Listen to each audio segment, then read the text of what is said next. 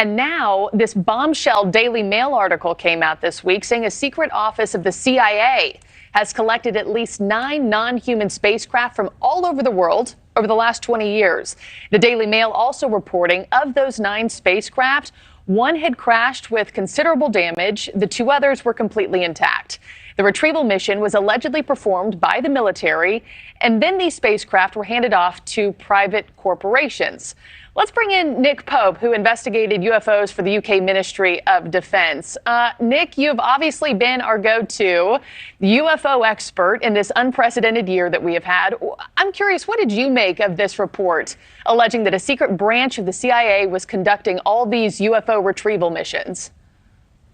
Well, the CIA's Office of Global Access is exactly the kind of body that one would expect to be involved in recoveries if these stories are true. Normally, they extract personnel and items of interest from extremely difficult countries to get people and things out of. So these are the people you'd go to. And this story was amazing. I mean, nine crashed vehicles. But look, in a sense, you only need 1 crashed vehicle for this to be the most game-changing, paradigm-changing story in history. Yeah, and this story has just continued and continued this year. And I want to get, your perspective on America's patience for this story in just a minute. But first, another fascinating part of this report was that the government, they'd go out, they'd gather these spacecraft, conclude the assignment, but then hand them off to private companies.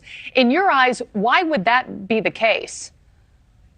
2 reasons. Firstly, I think it would make congressional oversight more difficult and indeed take it further outside the scope of the Freedom of Information Act. But the other point is, if these crash retrieval and reverse engineering legacy programs are what people like David Grush say they are, then it is these defense corporations that you'd need to figure out what these things do, how they fly, and whether we can replicate those technologies ourselves. And when we keep saying, non-human and extraterrestrial all year long, I mean, those words have been used more than ever before in 2023. But how do we know that the spacecraft stems from non-human technology and not from, say, rival foreign adversaries, and their technology like China or Russia? Well, that's still on the table. And I mean, the Office of the Director of National Intelligence has previously said there isn't going to be a single neat solution to the UFO mystery. So, those things aren't mutually exclusive. You can have some of this be adversary technology. Some of it could be our own tech, but some could be extraterrestrial. Okay. That makes sense. And I know you read this latest report, so I know you caught this too. This latest story, it only cites 3 sources who spoke under condition of anonymity, who were all apparently briefed by individuals involved in those alleged UFO retrieval missions.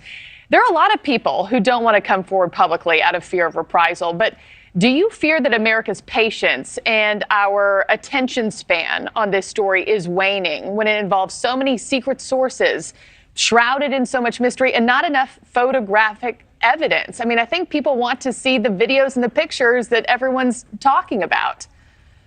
They do, but I think people will also understand that if some of these people are still serving, they have to be very careful about this. They have to be sure that appropriate whistleblower protections are in place. And it's important because just literally today, the next round of UFO-related provisions that are drafted to go into next year's omnibus defense bill are going to be discussed between the Senate and the House. So this is the key, I think, to taking this forward and hopefully delivering the smoking gun proof that the American people and the world want to see. It's down to Congress to make sure that legislation goes through so that they can have the proper oversight and bring this into the public domain. Yeah, we know that defense budget bill for 2024 includes eminent domain on all UFO evidence. We'll see how that plays out.